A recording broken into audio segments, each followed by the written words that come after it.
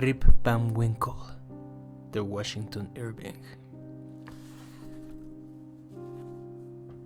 La siguiente relación se encontró entre los papeles del difunto Dietrich Knickerbocker, un anciano caballero de Nueva York que se interesó profundamente por la historia de las colonias holandesas de la provincia y las costumbres de los descendientes de los primitivos pobladores. Sus investigaciones históricas no se efectuaban, sin embargo, entre libros, sino entre seres humanos, pues en los primeros no abundaban en sus temas favoritos, mientras que los encontraba en los viejos burgueses y aún más en sus mujeres, que poseían enormes tesoros de aquel folclore tan valioso para el verdadero historiador. En cuanto hallaba una auténtica familia holandesa, cuidadosamente encerrada entre sus cuatro paredes, en su casa de techo bajo, construida casi debajo de la ancha copa de algún árbol, la consideraba como un pequeño volumen y la estudiaba con el celo de un ratón de biblioteca. De todas estas investigaciones resultó una historia de la provincia bajo los gobernadores holandeses que se publicó hace unos años. Existen numerosas opiniones acerca del verdadero carácter literario de este libro, que a decir verdad no es lo que debería ser. Su mérito principal consiste en la escrupulosa exactitud, de la que se dudó al aparecer, pero que ha sido demostrada después sin lugar a dudas. Se le admite ahora en todas las bibliotecas de historia como un libro cuya autoridad es indiscutible. Aquel anciano caballero murió poco después de publicar su obra y, ahora que ha desaparecido, puede decirse, sin ofender su memoria, que su tiempo hubiera estado mucho mejor empleado si se hubiera dedicado a tareas más importantes. Tendría que seguir sus inclinaciones personales, de acuerdo con métodos propios, y aunque alguna que otra vez molestó a sus vecinos y ofendió a amigos, por los cuales sentía gran afecto, hoy se recuerda sus errores y locuras más con lástima que con rencor, y algunos empiezan a sospechar que nunca tuvo la intención de ofender a nadie. De cualquier modo, que los críticos aprecien su memoria. La tienen en muy alta estima muchas personas cuya opinión puede compartirse, particularmente ciertos confiteros que su admiración han llegado a reproducir su efigie en los pasteles de Año Nuevo, dándole así una oportunidad de hacerse inmortal, casi equivalente a la que proporciona una medalla de Waterloo o de la reina Ana. Cualquier persona que haya viajado río arriba por el Hudson recordará los montes Catskill. Son un desprendimiento aislado del gran sistema orográfico de los Apalaches. Se les ve al oeste del río elevándose lentamente hasta considerables alturas y enseñoreándose del país circundante. Todo cambió de estación o del tiempo. Hasta cada hora del día producen alguna modificación en las mágicas formas de estas montañas. Todas las buenas mujeres de los alrededores, y hasta las de lejos, tienen a estos montes por barómetros perfectos. Cuando el tiempo es bueno y se mantiene así, parecen revestirse de azul y púrpura, y se destacan nítidamente sobre el fondo azul del cielo. Algunas veces, cuando el firmamento de la región está por completo limpio de nubes, alrededor de sus picos se forma una corona de grises vapores que, al recibir los últimos reflejos del sol poniente, despiden rayos como aureola de un santo. A los pies de estas bellas montañas, el viajero habrá percibido columnas de humo que se desprenden de un villorrio cuyos techos se destacan entre los árboles. Allí donde la coloración azul de las tierras altas se confunde con el verde esmeralda de la vegetación de las bajas, es una pequeña villa de gran antigüedad, pues fue fundada por los primeros colonos holandeses en los primeros tiempos de la provincia, al iniciarse el periodo de gobierno de Pedro Stuyvesant, a quien Dios tenga en su gloria. Hasta hace poco unos años, todavía quedaban algunas de las casas de los primeros colonos. Eran edificios construidos de ladrillos amarillos traídos de Holanda. En aquella misma villa y en una de esas mismas casas, que a decir verdad el tiempo y los años habían maltratado bastante, vivió hace ya de esto mucho tiempo, cuando el territorio era todavía una provincia inglesa, un buen hombre que se llamaba Rip Van Winkle. Descendía de los Van Winkle que tanto se distinguieron en los caballerescos días de Pedro Stuyvesant y le acompañaron en el sitio de Fuerte Cristina. Sin embargo, poco había heredado del carácter marcial de sus antecesores. Debo hacer notar que era de buen natural, vecino bondadoso y esposo sumiso, pegado a las faldas de su mujer. A esta última circunstancia, a esta mansedumbre, se debía su enorme popularidad, pues estos hombres, que en casa están bajo el dominio de una tarasca, tienden en la calle a ser conciliadores y obsequiosos. Sin duda sus temperamentos se ablandan y se hacen maleables en el terrible fuego del hogar conyugal. Los gritos de su mujer equivalen a todos los sermones del mundo, en los que respeta el aprendizaje de la paciencia y de la longanimidad. En un cierto sentido, una mujer bravia puede considerarse como una bendición. Sí, así es. Rip Van Winkle estaba bendito 3 veces. Cierto es que era el favorito de todas las buenas mujeres de la vecindad, que, como es corriente entre el bello sexo, se ponían de parte de Rip en todas las dificultades domésticas de este. De noche, cuando se dedicaban a comentar las ocurrencias de la villa, todas ellas echaban la culpa a la señora Van Winkle. Los chiquillos lanzaban exclamaciones de júbilo en cuanto se acercaba, los ayudaba en sus juegos, fabricaba sus juguetes, les enseñaba a hacer cometas y canicas, y les contaba extensos relatos acerca de aparecidos, brujas e indios. En cualquier lugar de la villa que se encontrara, estaba rodeado de un grupo de ellos, colgados de sus faldones o de sus espaldas, y haciéndole 1000 diabluras con toda impunidad. Ni un perro de la vecindad le ladraba. El gran error de Rip consistía en su invencible aversión por toda clase de trabajo provechoso. Eso no procedía de carencia de asiduidad o perseverancia, pues era capaz de pasarse sentado en una roca húmeda con una caña tan pesada como la lanza de un tártaro, tratando de pescar todo el día, aunque los peces no se dignaran morder el anzuelo ni una sola vez. Con un fusil al hombro, recorría a pie bosques y pantanos durante muchas horas para matar algún pájaro. Nunca se negaba a asistir a un vecino, hasta para el trabajo más duro. Era el primero en tomar parte en todas las diversiones campesinas, como tostar el maíz o construir una empalizada de piedras. Las mujeres de la aldea se valían de él para los pequeños servicios y hacer aquellas labores menudas que sus esposos, menos corteses, no querían llevar a cabo. En una palabra, Rip estaba pronto a efectuar cualquier trabajo menos el propio. Le era completamente imposible mantener su granja en orden o dar cumplimiento a sus deberes de padre de familia. Afirmaba que no tenía sentido trabajar sus tierras. En todo el país no se encontraba un predio que contuviera tantas dificultades. En igualdad de tamaño, todo salía mal y saldría mal. A pesar de cualquier cosa que él hiciera, su empalizada se derrumbaba sola. Su vaca desaparecía o se metía en la granja vecina. En sus campos crecía más aprisa la maleza que cualquier otra cosa que él plantara. La lluvia parecía empeñada en caer justamente cuando se había propuesto a trabajar al aire libre. Por todas estas razones, las tierras heredadas de sus padres se habían ido reduciendo hasta quedarse solo en una parcela, plantada de papas y maíz, que a pesar de su reducido tamaño era la granja peor administrada de toda la región. Sus hijos, por los descuidados, no parecían pertenecer a ninguna familia. Su primogénito, que se llamaba Rip, era su propia estampa y parecía heredar, con los trajes viejos de su padre, todas sus características. Se le veía generalmente saltando como un potrillo al lado de su madre, vistiendo un par de pantalones cortados de otros viejos del autor de sus días, que sostenía con una mano, con la misma elegancia con que una damisela recoge su larga falda para evitar que se ensucie cuando hace mal tiempo. Sin embargo, Rip Van Winkle era uno de esos felices mortales que, gracias a su innata disposición, toman las cosas como se presentan. Comen pan negro o blanco, el que pueda conseguirse con menos dificultades y quebraderos de cabeza, y que prefieren morirse de hambre con un penique a trabajar por una libra. Si hubiera estado solo, se habría desprendido de todas sus dificultades vitales. Pero su mujer no cesaba de echarle en cara su haraganería, su descuido y la ruina que su conducta traía a su familia.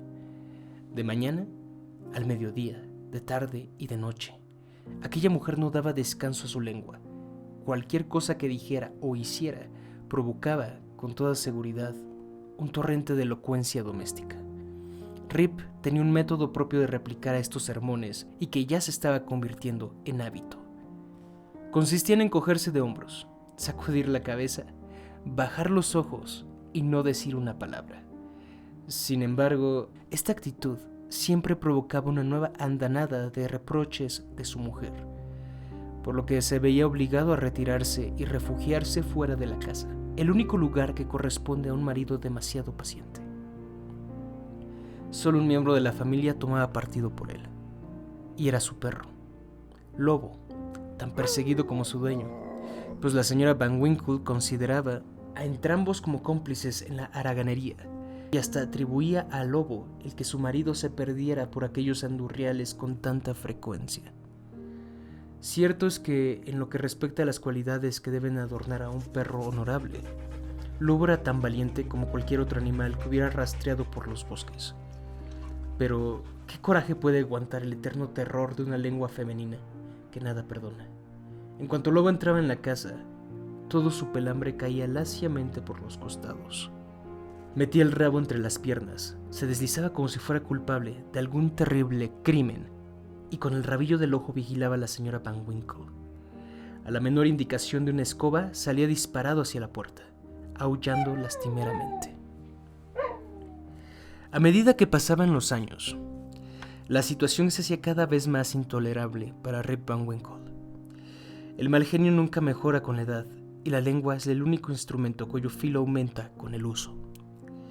Durante algún tiempo se consolaba cuando debía abandonar el hogar conyugal, frecuentando una especie de club abierto a todas horas, formado por todos los sabios, todos los filósofos, así como todas las gentes que no tenían nada que hacer. Mantenían sus sesiones en un banco delante de una pequeña taberna, cuyo nombre derivaba de un rubicundo retrato de su majestad británica Jorge III. Acostumbraban sentarse a la sombra durante los largos días de verano, hablando sobre las murmuraciones propias de una pequeña ciudad, o contando larguísimas y soporíferas historias acerca de naderías. Eran dignos de los tesoros de un hombre de estado, los profundos comentarios y discusiones que tenían lugar ahí. Cuando por casualidad algún viajero les dejaba alguna gaceta anticuada, con qué atención escuchaban a Derek Van Bommel leerla en voz alta, arrastrando mucho las palabras. Es cierto que el lector era el dominé del lugar, hombre pequeñito, muy sabiondo y siempre cuidadosamente vestido, que no se asustaba ante la palabra más larga del diccionario. Con qué sabiduría discutían los hechos públicos, varios meses después de ocurridos. Las opiniones de esta junta de notables estaban bajo la influencia de Nicolás Beder, patriarca de la villa y dueño de la taberna, a cuya puerta estaba siempre sentado desde la mañana hasta la noche, moviéndose solo lo estrictamente necesario para evitar el sol y quedar siempre bajo la protectora sombra de un árbol. Con lo que los vecinos deducían la hora por su posición con tanta certidumbre como si fuera un reloj de sol. Es cierto que muy raras veces hablaba, pero en cambio fumaba continuamente su pipa. Sus discípulos, pues todo gran hombre los tiene, sin embargo, le entendían perfectamente y sabían comprender sus opiniones. Cuando se leía o se contaba algo que no era de su agrado, fumaba nerviosamente su pipa, echando frecuentes bocanadas de humo con gesto de enojo, pero cuando les gustaba, inhalaba lentamente el humo y lo lanzaba formando nubes ligeras y plácidas.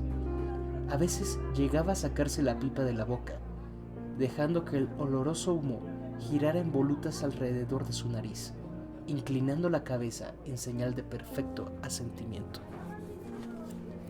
Su terrible esposa logró expulsar a Rip hasta de este último reducto, pues muchas veces interrumpió la serena tranquilidad de aquella asamblea para expresar su opinión acerca de cada uno de los presentes.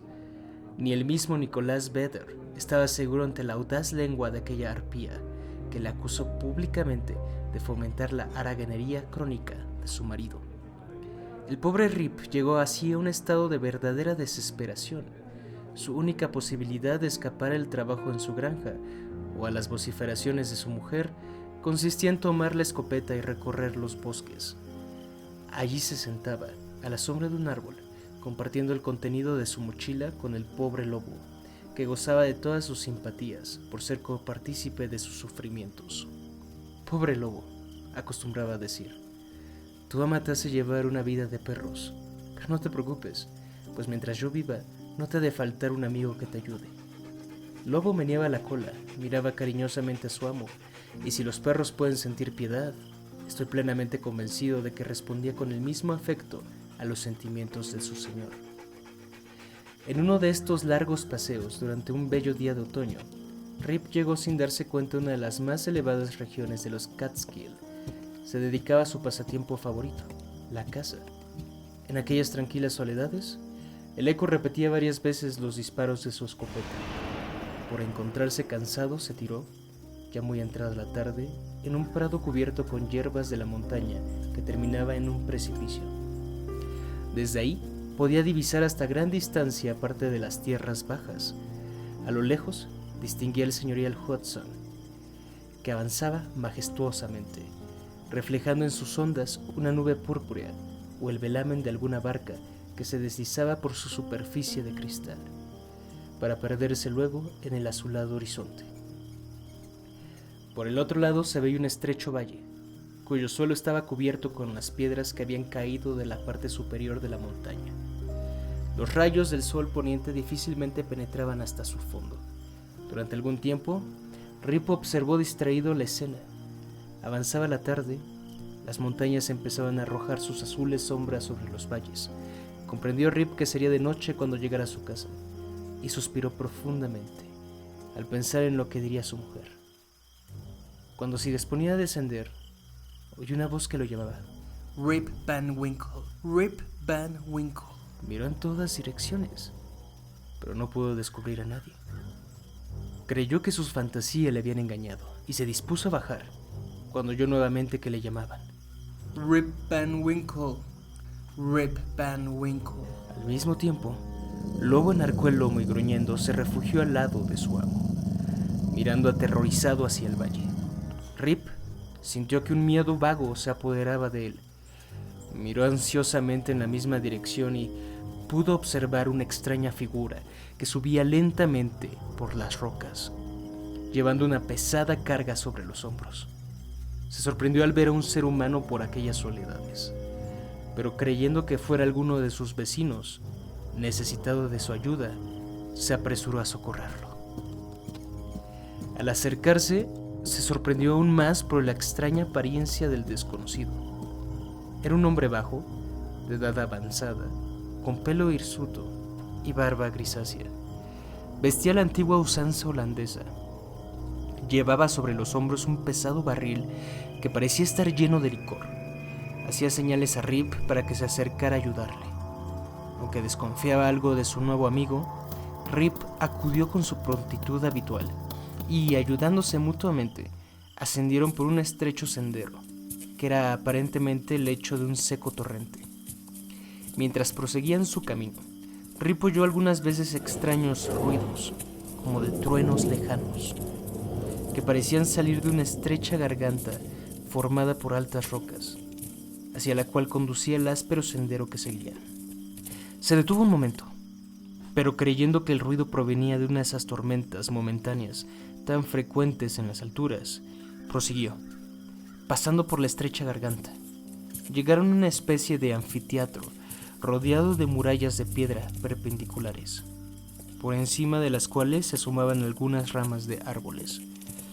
Durante todo el camino, tanto Rip como su compañero habían permanecido en silencio, pues aunque el primero se admiraba de que el segundo llevara un barril de licor a aquellas alturas, había algo extraño e incomprensible en el desconocido que inspiraba respeto e impedía la familiaridad.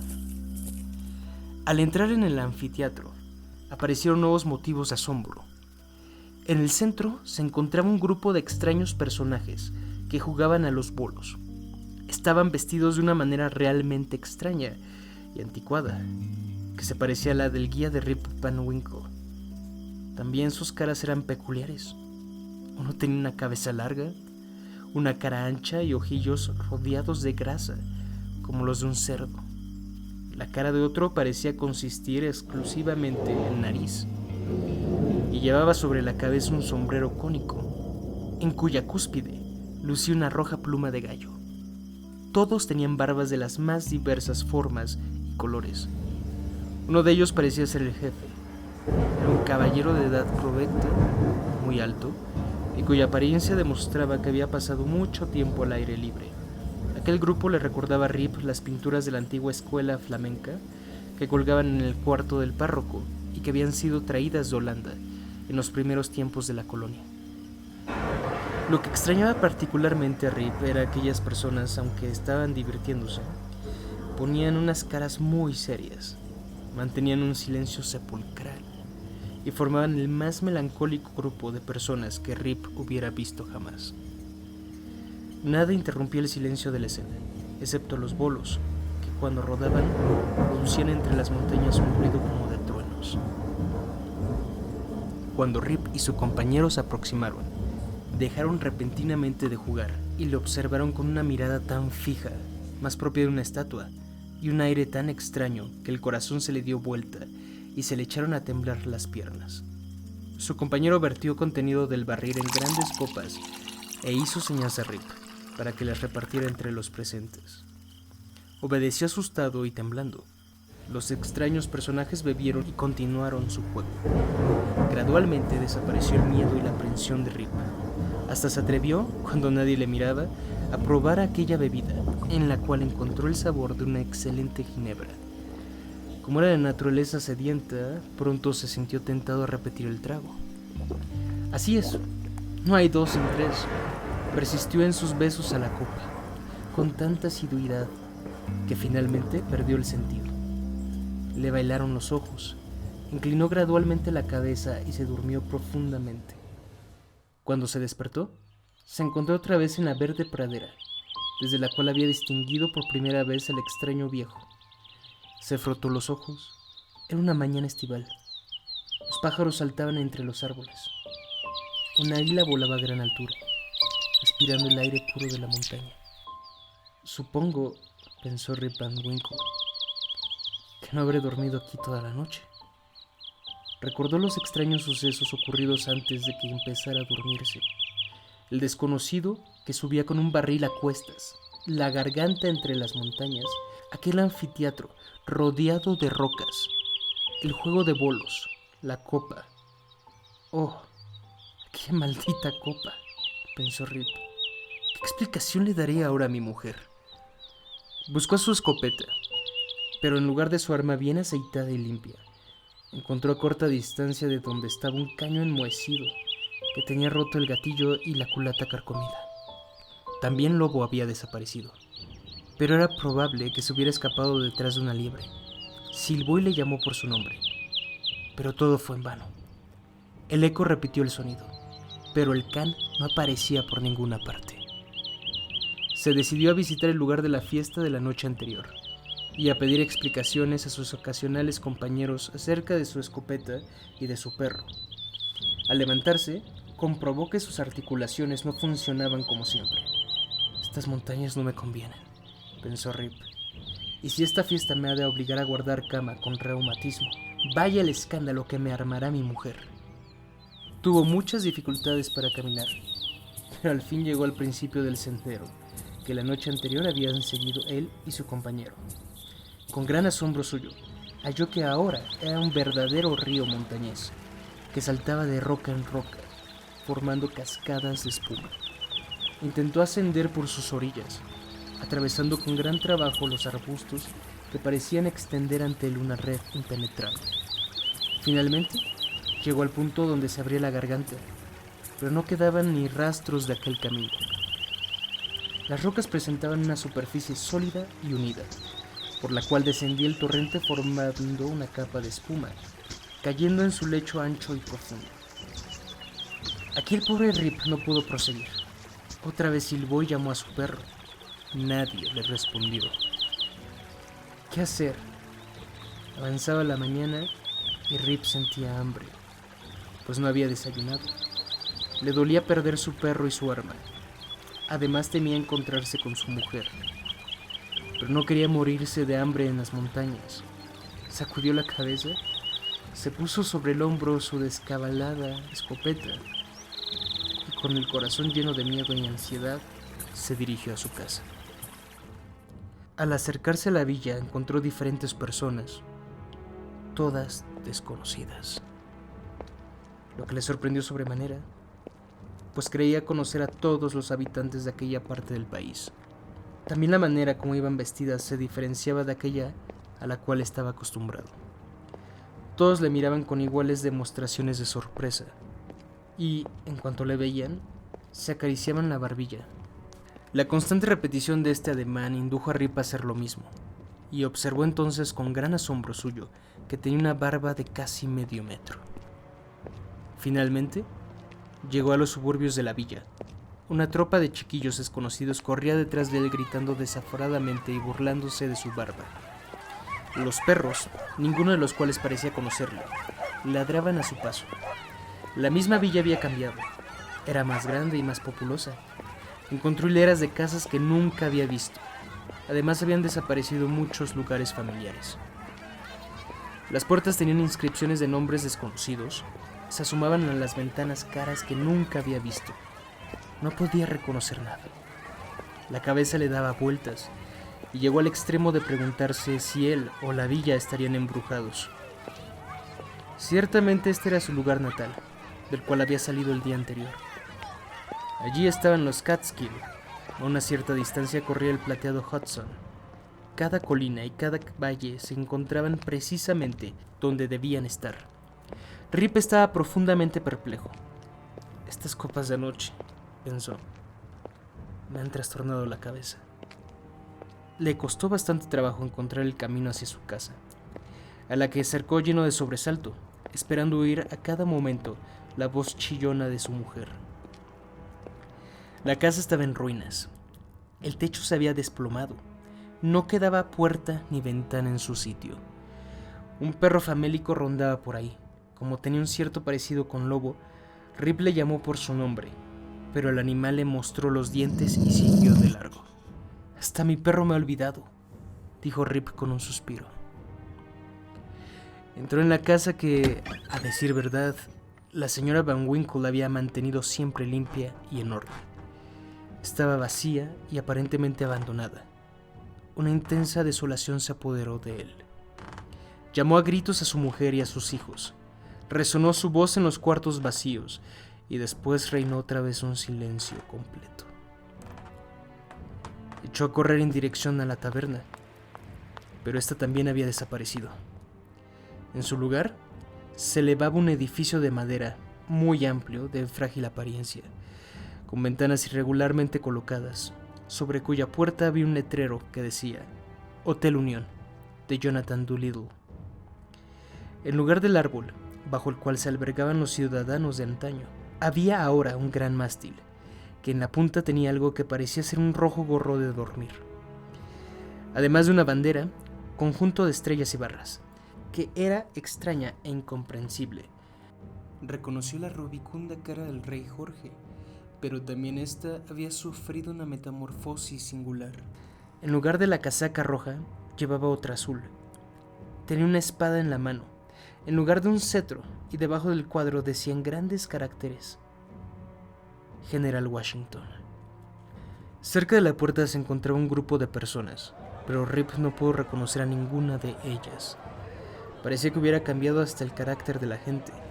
Hablaban con un tono discutidor y gritón, como si estuvieran engolfados en algún asunto importante, en lugar de la acostumbrada flema y soñolienta tranquilidad de antaño.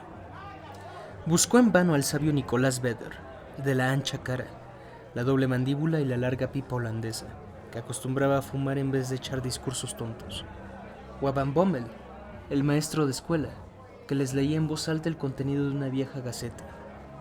En lugar de aquellas personas a las que estaba acostumbrado, un hombre flaco de aspecto bilioso echaba una vehemente arenga acerca de los derechos de los ciudadanos, las elecciones, los miembros del Congreso, la libertad, los héroes del 66 y muchas otras cosas más que para el extrañado Rip Van Winkle sonaban como si se las dijeran en chino. La aparición de Rip Van Winkle, con su larga barba gris, su herrumbrosa escopeta, su traje desarreglado y una procesión de mujeres y de chiquillos detrás de él, pronto atrajo la atención de aquellos políticos de taberna. Se agruparon a su alrededor, observándole de pies a cabeza con gran curiosidad.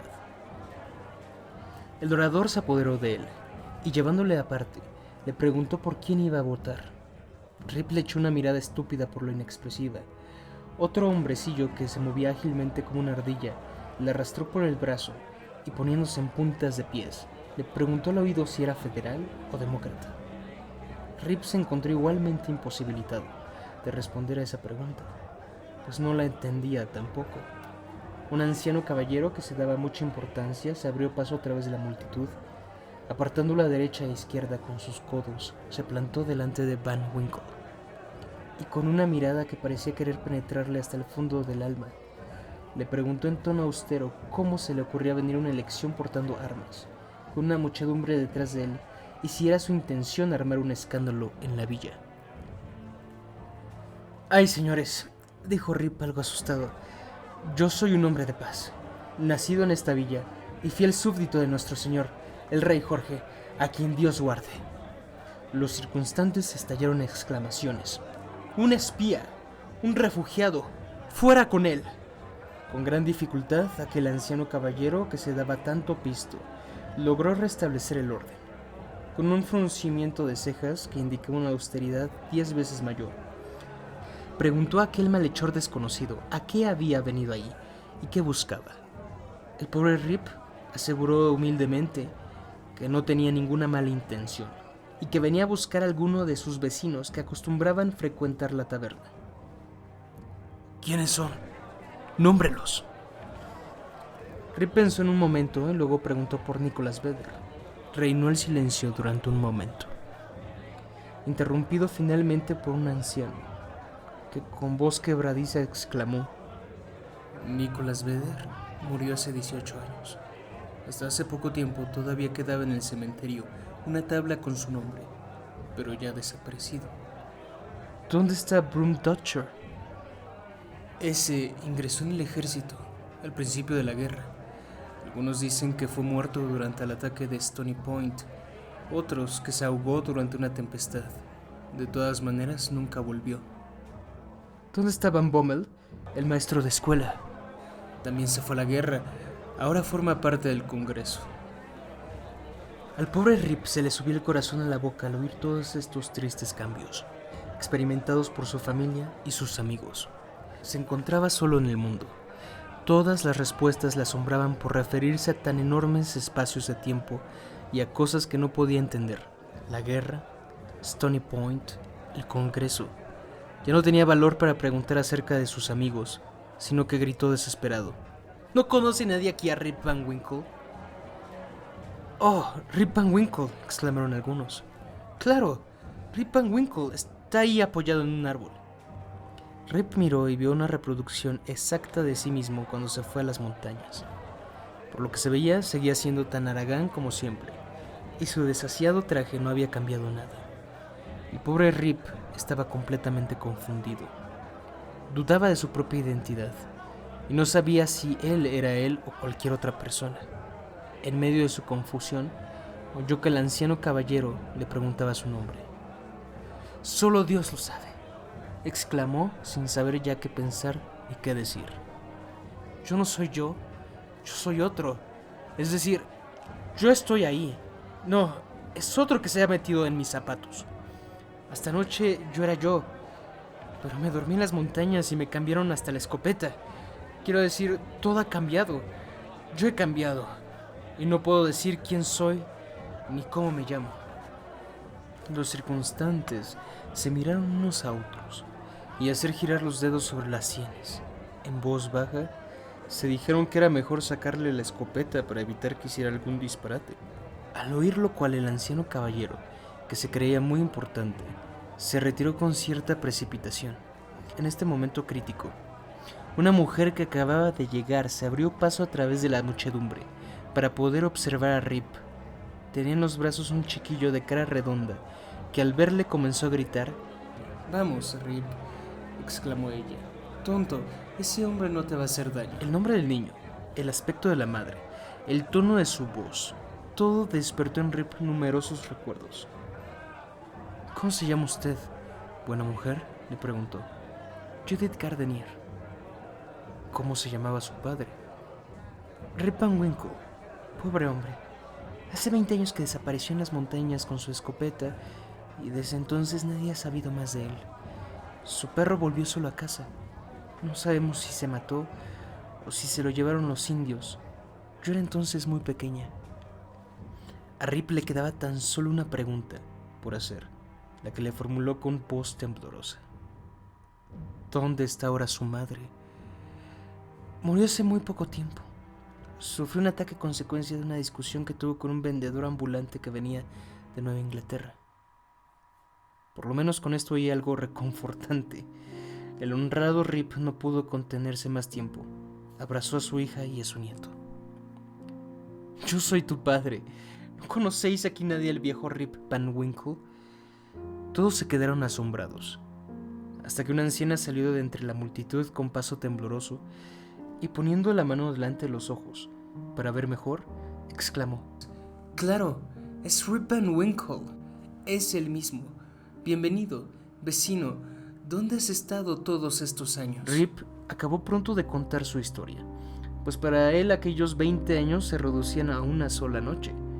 Los vecinos se asombraron al oír referir tan extraña historia.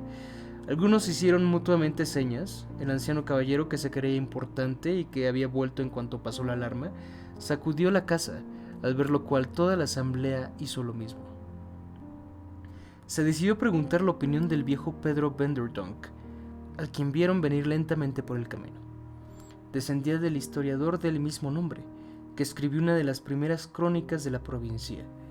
Era él el habitante más viejo de la villa.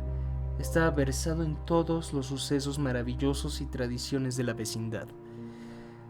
Reconoció a Rip enseguida y corroboró su historia de la manera más satisfactoria. Aseguró a los presentes que era un hecho, transmitido de padres a hijos, que los Catskill habían sido siempre refugio de extraños seres.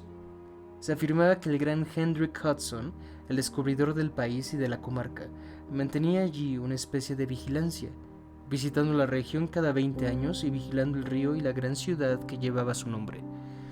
El padre de Vanderdonk los había visto una vez, en sus antiguos trajes holandeses, jugando a los bolos, en un rincón de la montaña. Él mismo había oído una vez durante el verano el ruido de sus juegos, que sonaban como truenos lejanos. Los circunstantes se dispersaron y volvieron a la elección, que era más importante. La hija de Rip le llevó a su casa a vivir con ella. Habitaba un elegante chalet bien amueblado que compartía con su marido, un hacendado enérgico y optimista, a quien Rip reconoció como uno de los chiquillos que acostumbraban jugar con él. En lo que respecta al hijo y heredero de Rip, que era la misma estampa de su padre y que éste había visto apoyado en un árbol, se decidió emplearlo en trabajar la hacienda, pero demostró una predisposición hereditaria a preocuparse de sus propios asuntos. Rip reanudó sus viejos paseos y costumbres. Pronto encontró muchos de sus antiguos compañeros, aunque el tiempo no los había hecho mejores, por lo cual nuestro personaje prefería hacerse amistades entre la joven generación, que pronto le consideró uno de sus favoritos. No teniendo nada que hacer en casa y habiendo llegado a aquella feliz edad en que un hombre puede impunemente dedicarse a la holgazanería, ocupó una vez más su lugar en el banco de la taberna, donde se le reverenciaba como uno de los patriarcas de la villa, y una crónica viviente de los viejos tiempos antes de la guerra. Pasó algún tiempo antes de que pudiera encontrar el método actual de murmuración o pudiera comprender los extraños hechos que habían ocurrido durante su sueño. La guerra, la liberación del yugo de Gran Bretaña y la circunstancia de que ahora, en vez de ser un súbdito de su majestad Jorge III, era un libre ciudadano de Estados Unidos. Rip no era ningún político. La transformación de los estados y de los imperios le hacían muy poca impresión. Había una especie de despotismo bajo el cual había gemido durante años, la dictadura de las faldas. Felizmente eso había terminado. Había logrado sacudir el yugo del matrimonio y podría entrar y salir sin temor a la tiranía de la señora Van Winkle. Cuando se mencionaba su nombre, sin embargo, meneaba la cabeza, se encogía de hombros y bajaba la vista, lo que podía pasar por una expresión de resignación ante su suerte o de alegría por su liberación. Acostumbraba a contar su historia a todos los extraños que llegaban al hotel de Doolittle. Al principio, algunos oyentes observaron que variaba en diversos puntos, lo que se debía indudablemente a que acababa de despertarse. Al fin llegó a contarle exactamente como yo lo he relatado aquí. todo hombre, mujer o niño de la vecindad le conocía ya de memoria. Algunos pretendían dudar de la realidad de la narración e insistían en que Rip había estado loco. Sin embargo, casi todos los viejos habitantes holandeses de la villa le daban entero crédito. Hoy mismo, en cuanto oyen truenos, en una tarde de verano, alrededor de los Catskill, dicen que Hendrik Hudson y su tripulación están dedicados a jugar a los bolos. En la vecindad, cuando un marido a quien le ha tocado una mujer demasiado dominadora siente lo pesado de su situación, desea beber un buen trago de la misma copa de Rip.